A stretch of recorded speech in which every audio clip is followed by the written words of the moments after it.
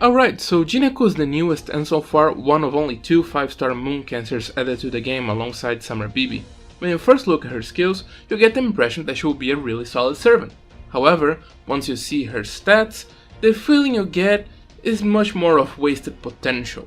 So, without further ado, let's take a quick look at her skills and stats to see if Jinako Karigiri is the servant for you. Jinako's first skill is Prosperous Business Rank A. Oh look, it's Merlin first skill. It even has a 2020 attached to it, so not bad at all, huh? Her second skill, Severed Tusk Rank B, is a 1-turn taunt with an up to 30% attack buff for 3 turns. Again, a great skill. With her first skill, that means that Jinako can increase her attack by a whopping 50%. That's usually the mark of a great DPS servant. Remember that for later, it's important. Jinako's third skill is Vinaya's Strength Rank EX. It increases an ally's NP generation by 30% along with granting them invincibility for a turn. The downside being that it seals their skills for a turn. Jinako's Noble Phantasm is Ganesha Impact. It's an AoE Arts Noble Phantasm that reduces all enemies' defenses by 30% before damage and then grants Jinako invincibility for 1 turn, while healing her for between 2000 and 6000 HP depending on overcharge. So now that you know what Jinako's skills and Noble Phantasm do, you may be wondering why I called her wasted potential. They all look great. Well, Jinako has a small, tiny problem, and that's her stats distribution.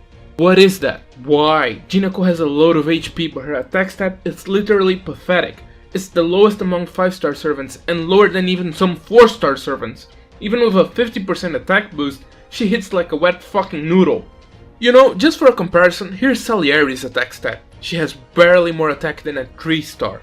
Adding the fact that she's an extra class that can only do double damage to Avengers, one of the smallest classes in the game, and the problem only worsens. In the end, that is the main problem with Jinako. She doesn't have enough utility to be your party's main support, but she also doesn't deal enough damage on her own to be a DPS.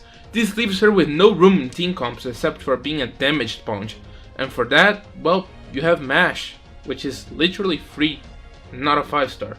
The final nail in the coffin for Jinako is that her banner is sharing space with Arjuna Altars, an actually really good, really solid servant. And considering he won't have a banner for at least the next 2 years, you should probably leave Jinako on the back burner. For C recommendations, Poster Girl makes her the sponge she was always meant to be, and Dive to Blue can be good in order to get her noodle NP off as fast as possible for the defense down.